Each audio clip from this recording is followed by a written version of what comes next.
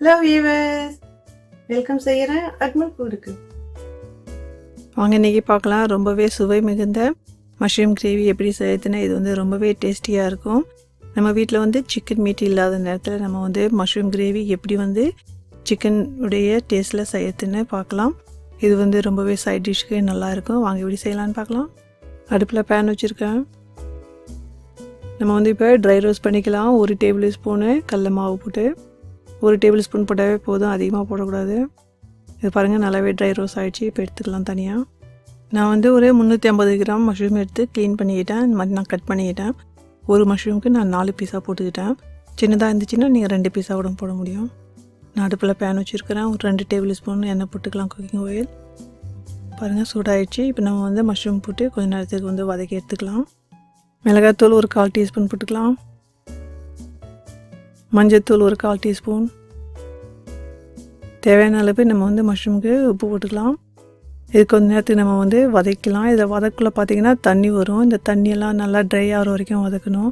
பாருங்கள் எவ்வளோ தண்ணி வந்திருக்குன்ட்டு. இந்த தண்ணியெல்லாம் ட்ரை ஆகிற வரைக்கும் வதக்கக்குள்ளே இந்த குழம்புல நல்லாவே வந்து டேஸ்டியாக இருக்கும். ஒரு 50% ஆகிற வரைக்கும் நம்ம வந்து இதுக்கு வதக்கலாம். மீதி இருக்கிற 50% குழம்புல போடக்குள்ளே வெந்துடும். பாருங்கள், நல்லாவே வந்து நம்ம வந்து வதக்கி எடுத்துட்டோம். இந்த மாதிரி நான் பெரிய சைஸ் உருளைக்கிழங்கு 2 எடுத்துருந்தேன். சின்ன சின்ன இந்த மாதிரி க்யூபாக போட்டுக்கிட்டேன். ரொம்ப பெரிய சைஸும் போட தேவையில்லை. பாருங்கள், நான் வந்து 4 டேபிள் ஸ்பூன் எண்ணெய் போடுறேன். இதில் குக்கிங் ஆயில். நம்ம இந்த உருளைக்கிழங்கு வறுத்து எடுத்துக்கலாம். சூடாயிடுச்சு எண்ணெய். உருளைக்கிழங்கு போட்டுக்கலாம்.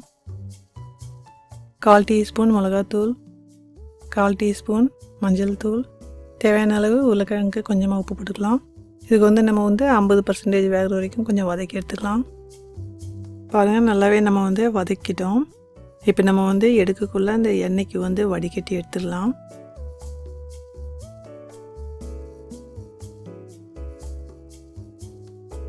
இந்த மாதிரி நம்ம வந்து குழம்புல போடக்குள்ள நல்லாவே டேஸ்டியாக இருக்கும். நான் பிரியாணி மசாலா எடுத்துருக்கிறேன். ஒரு 4 ஏலக்காய், 4 லவங்கு, 2லேருந்து 3 பிரியாணி இலை, 2 சின்னதாக பட்டை. உருளைக்கிழங்கு வறுத்த அதே எண்ணெயில் நம்ம வந்து தாளித்து விட்டுக்கலாம். தேவையான அளவு குக்கிங் ஆயில் போட்டுங்க. நான் வந்து ஒரு 100 ml போட்டுக்கிறேன்.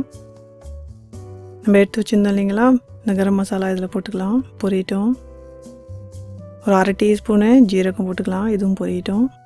நான் வந்து 2 பெரிய வெங்காயம் எடுத்து ரொம்ப பொடியாகவே கட் பண்ணிக்கிட்டேன். எப்படி நம்ம வந்து ஆம்லேட்டுக்கு கட் பண்ணுவோமோ அந்த மாதிரி இந்த மாதிரி வந்து 2 வெங்காயம். வெங்காயத்துக்கு போட்டு நல்லாவே வந்து பொன்னுருளாக வதக்கலாம். கொஞ்சமாக இதுக்கு உப்பு போட்டுக்கலாம் வதங்கிறதுக்கு. நம்ம வந்து வெங்காயத்துக்கு பொன்னுருளாக நல்லாவே வதக்கிட்டோம். இப்போ இந்த டைமில் நம்ம வந்து பூண்டு இஞ்சி பேஸ்ட் போட்டுக்கலாம். 1/2 டேபிள் ஸ்பூன். இதனுடைய பச்சை வாசனை போகிற வரைக்கும் இதுக்கு நல்லாவே வந்து வதக்கலாம். நல்லா நம்ம வந்து பூண்டு இஞ்சிக்கும் நல்லா வதக்கிட்டோம். நம்ம பவுடர் மசாலா போடலாம். 1 டீஸ்பூன் ஜீரகத்தூள், 1 டேபிள் ஸ்பூன் மிளகாய்த்தூள், 1 டீஸ்பூன் மிளகுத்தூள், 1 டேபிள் ஸ்பூன் மல்லித்தூள், 1/2 டீஸ்பூன் மஞ்சத்தூள். முதல்ல நம்ம மஞ்சத்தூள் யூஸ் பண்ணியிருக்கோம். 1/2 டீஸ்பூன் கரம் மசாலா பவுடர். நம்ம வந்து இப்போ சிம்மில் வச்சு இந்த பவுடர் மசாலாவுக்கு நல்லாவே வந்து நம்ம இந்த பச்சை வாசனை போகிற வரைக்கும் வதக்கலாம். பாருங்கள், வதக்கக்குள்ளே தண்ணி தேவைப்பட்டுச்சுன்னா கொஞ்சமாக போட்டுங்க. மசாலா கருகாமல் இருக்கிறதுக்கு ஒரு டேபிள் ஸ்பூன்லேருந்து 2 டேபிள் ஸ்பூன் வரைக்கும் தண்ணி போட்டுக்கலாம். நல்லாவே வந்து வதங்கிடுச்சு மசாலா. மீடியம் சைஸு தக்காளி இந்த மாதிரி ஒரு 3 எடுத்துருந்தேன். பொடியாகவே நறுக்கிட்டேன். இப்போ இது நம்ம போட்டு வதக்கலாம். கொஞ்சமாக இதுக்கு சால்ட் போட்டுக்கலாம். இது வந்து வேகிற வரைக்கும் நம்ம வந்து மீடியம் ஃப்ளேமில் வச்சு மூடி வச்சு வேக வைக்கலாம். அப்பப்போ நடுவில் கொஞ்சம் கிளறி கொடுங்க, அடி பிடிக்காமல் பார்த்துங்க. தண்ணி இல்லைன்னு பார்த்தீங்கன்னா கொஞ்சமாக இதில் வந்து தண்ணி போட்டுக்கலாம். ஒரு 4லேருந்து 5 டேபிள் ஸ்பூன் போட்டுக்கலாம். அதிகமாக போடாதீங்க. பாருங்க, தக்காளி நல்லாவே வந்து மேஷ் ஆகிடுச்சு, நல்லா வெந்துடுச்சு. இப்போ நம்ம இந்த டைமில் நம்ம வறுத்து வச்சுருந்தோம் இல்லைங்களா கடல மாவு, இப்போ இதில் வந்து நம்ம ஆட் பண்ணிக்கலாம். இந்த மாதிரி ரோஸ்ட் பண்ணி போடக்குள்ள கடல மாவுக்கு நல்லாவே வந்து குழம்புல டேஸ்ட்டாக இருக்கும்.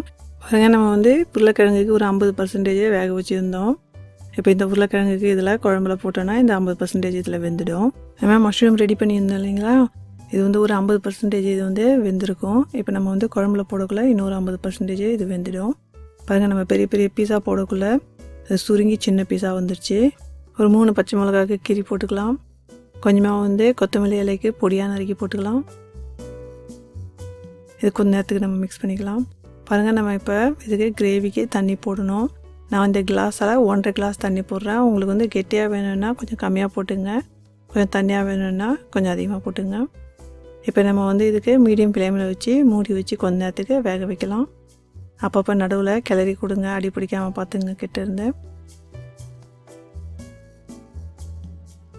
பாருங்கள், எண்ணெய்லாம் நல்லாவே பிரிஞ்சு வந்துருச்சு. இந்த கிரேவி நல்லாவே வந்து வெந்துருச்சு. நம்ம போட்ட மஷ்ரூம், உருளைக்கிழங்கு எல்லாம் பாருங்கள் நல்லா வெந்துருச்சு. நம்ம வந்து கடைசியாக வந்து கரம் மசாலா பவுட்ரு போட்டுக்கலாம், ரொம்பவே வாசனையாக இருக்கும். ஒரு 1/2 டீஸ்பூன் கரம் மசாலா பவுட்ரு போட்டுக்கலாம். இந்த லிங்க் வந்து இந்த வீடியோக்குள்ளே இருக்குது, தேவைன்னா பார்த்துங்க.